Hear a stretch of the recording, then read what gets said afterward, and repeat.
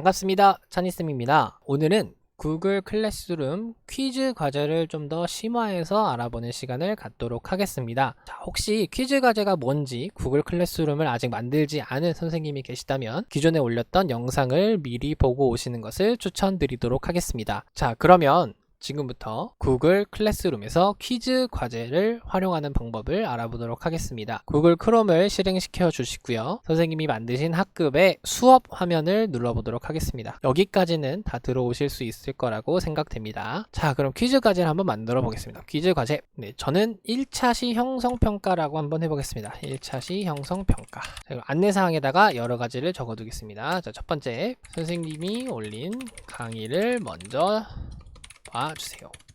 이 강의를 보면서 자료에 있는 학습지를 채워보세요.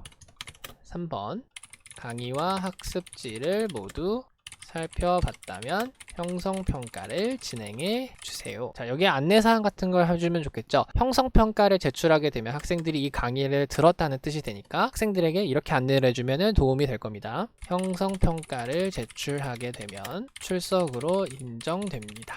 네, 이렇게 안내해주면 되겠죠. 자, 그런 다음에 사진이나 뭐 여기에도 이제 강의를 올리실 수 있는데 퀴즈 과제에서는 파일을 올리지 않는 것을 추천드립니다. 왜냐하면 파일을 올리시게 되면은 여기 보이는 이 성적 가져오기 기능을 쓸 수 없기 때문입니다. 그래서 혹시 강의나 자료 같은 게 올리실 게 있다면 저희 지난 영상에서 주제를 만들고 거기에 이제 여러 가지를 만드는 것을 해봤으니까요. 거기에 강의나 자료를 올려주시면 되겠습니다. 자, 형성평가가 다 이렇게 됐으면요. 오른쪽에 대상, 누구를 대상으로 할 것인가, 어떤 학생들을 할 것인가. 제가 지금 여기 클래스에 제 계정을 추가해 놨습니다. 그 다음에 성적 카테고리, 내가 설정해 놓은 성적 카테고리에 몇 점을 할 것이냐, 아니면 미채점으로 할 것인가 선생님들이 설정해 주시고요. 기한은 언제까지로 할 것인가. 저는 4월 7일. 여기서 그냥 끄시면 바로 4월 7일까지가 되고요. 여기 시간을 눌러주면 시간까지 설정이 되게 됩니다. 저는 내일 4월 7일까지로 뜨게 되네요. 주제는 주제 없음 만들기 있는데 선생님들이 설정하신 주제에다가 설정하시면 되겠습니다. 기준표 역시 만드실 분은 만드시면 되겠습니다. 자, 이렇게 하고 블랭크 퀴즈 눌러서 형성평가를 만들어 보도록 하겠습니다. 자, 왼쪽 위에는요, 선생님이 이 형성평가 파일의 제목을 정하는 겁니다. 자, 왼쪽에는 1차 시 형성평가 이렇게 해볼게요. 자, 요거는 선생님이 보시는 겁니다. 선생님이 저장한 파일을 보시는 겁니다. 자, 그 다음 여기 있는 큰 제목은 학생들이 보는 제목입니다. 자, 설문지 설명. 강의를 듣지 않은 학생은 꼭 듣고 풀어주세요. 뭐 이렇게 설명을 해주고요. 자, 객관식 2개, 주관식 2개 이렇게 한번 만들어 보도록 하겠습니다. 실제로 채점하는 것도 한번 보여드리려고 합니다. 자, 첫 번째 문제 객관식을 한번 만들어 볼게요. 자, 1번 다음 중. 자, 이런 식으로 문제를 만들어 보겠습니다. 그래서 만드시면 되겠죠. 뭐 1번, 죄송합니다. 여기 선생님들 여기 숫자를 안 넣는 것을 추천드립니다. 숫자를 이따가 이유를 알려드릴게요. 자, 보기 있는 숫자를 넣어줘야겠죠. 1번 미국, 2번 독일, 3번 태국, 4번 멕시코. 뭐 이런 식으로 문제를 만들게요. 자, 그럼 이렇게 한 다음에 학생들이 꼭 풀어야 되는 문제니까 필수 눌러주시면 되고요. 자, 내가 설정할 답을 정해야겠죠. 답안을 눌러주시면 선생님이 이 문제의 답을 미리 체크해 주실 수 있습니다. 태국 이렇게 체크해 주시고 이 문제의 점수를 몇 점으로 할 것인가. 네, 이렇게 해서 완료를 누르면 한 문제가 완성이 되었습니다. 자, 한 문제 더 만들어 보겠습니다. 여기 플러스 눌러서 질문 추가. 자, 이번에는요, 선생님들이 이렇게 문제를 만들고 보니까 글로만 문제를 만들면 좀 학생들이 문제 푸는데 어려울 것 같다, 그림 같은 게 있으면 좋겠다 하시는 분들이 참 많으실 것 같아요. 네, 오늘도 학교에서 그림을 넣을 수 있는 방법이 없냐고 물어보시는 선생님들이 많았습니다. 그림을 넣어 보도록 하겠습니다. 다음 그림에 나온 국기의 나라는, 이렇게 해볼게요. 자, 이 문제 이렇게 마우스를 딱 올려놓으시면요, 뭐가 갑자기 생기는 게 보이시죠? 자, 오른쪽에 그림을 첨부할 수 있는 버튼이 있습니다. 이걸 누르면 이렇게 그림을 넣을 수 있는 하나의 창이 뜹니다. 자, 떴죠? 그러면 선생님들이 컴퓨터에 갖고 있는 파일을 사용하셔도 되고요. 웹캠이 있으시다면 웹캠에서 바로 선생님 얼굴을 찍어서 올릴 수도 있습니다. URL을 넣으셔도 되고요. 뭐 드라이브, 사진 넣으셔도 되는데 정말 큰 장점을 갖고 있는 게 바로 구글에 있는 사진을 바로 쓸 수 있다는 겁니다. 전 여기서 이렇게 네덜란드라고 국기라고 검색해 볼게요. 그러면 실제로 구글에서 검색하는 내용이 나옵니다. 이 국기를 클릭한 다음 오른쪽 아래 삽입 누르면 이 그림이 문제에 첨부가 된 겁니다. 네, 그러면 여기 보기만 바꿔주면 되겠죠. 1. 미국, 2. 아르헨티나, 3. 네덜란드, 4. 프랑스. 뭐 이렇게요. 자, 마찬가지로 제가 이렇게 여기 문제 그림을 넣었던 것처럼 나는 보기를 그림으로 바꾸고 싶다. 역시 마우스를 갖다 대니까 오른쪽에 생겼죠? 여기다가도 이미지를 추가할 수 있습니다. 미국 국기. 네, 이런 미국 국기가 추가됐죠. 이런 식으로요. 역시 필수니까 필수 체크해주고 답안 정하겠습니다. 이 국기는 그림에 나온 국기의 나라는 네덜란드니까 3번 체크해주고요. 점수 10점 부여하겠습니다. 완료. 자, 이건 객관식 문제, 사진을 첨부한 객관식 문제가 나왔습니다. 이 사진을 수정하고 싶다. 그럼 여기 점선이죠? 점점점 누르면 어떻게 할 건지, 어떤 식으로 정렬을 할 건지, 변경을 할 건지, 다시 지울 건지, 캡션을 넣을 건지 이거를 설정하실 수 있습니다. 자, 객관식 만들어 봤으니까 이번엔 주관식 만들어 볼게요. 플러스 누르고요. 그럼 아래쪽에 새로운 질문이 생겼죠?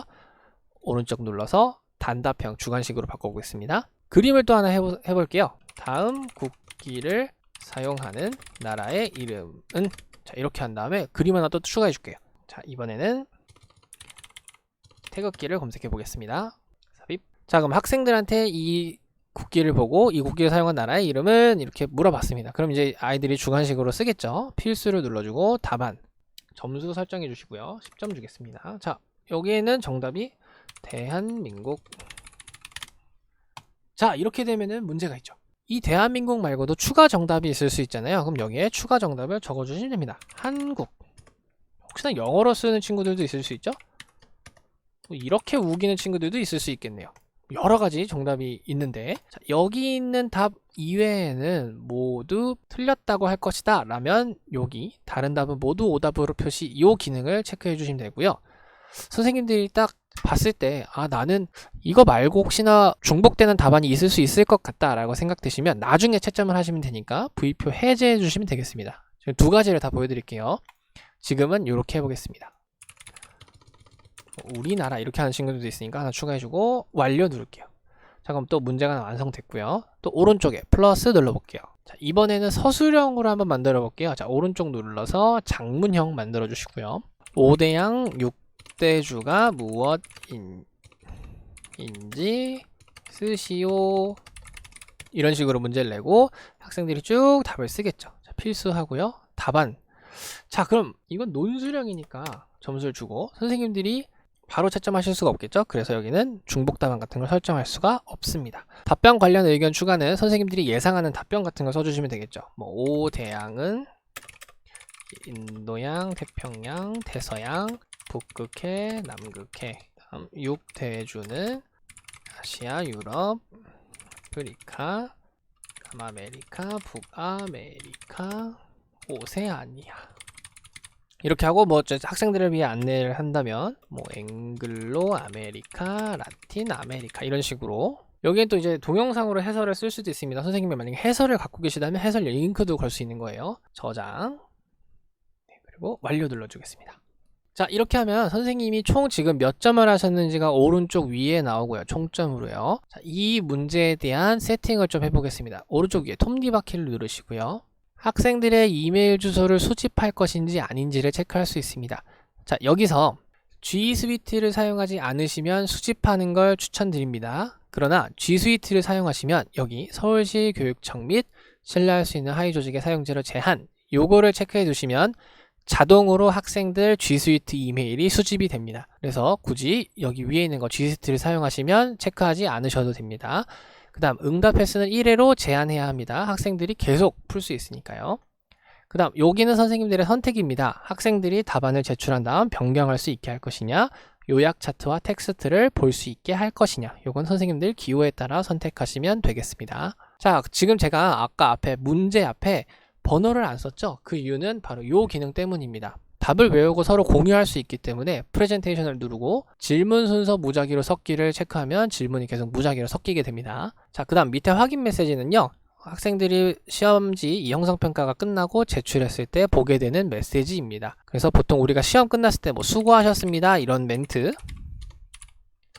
보여주는 거나 마찬가지입니다. 자, 그 다음 퀴즈 눌러볼게요. 퀴즈에는요, 퀴즈로 만들기라는 칸이 있는데요, 요거를 해제하시면 자동 채점이 되지 않습니다. 꼭 이렇게 체크해 주시고요. 자, 그 다음에 학생들이 바로 성적을 보게 할 것이냐 아니면 선생님이 채점한 다음에 보게 할 것이냐 선택해 주시면 되고요. 학생들이 틀린 문제 정답 점수 중에서 어떤 것을 보게 할 것인가 역시 선생님들 선택에 따라서 해 주시면 되겠습니다. 자, 그리고 저장 눌러볼게요.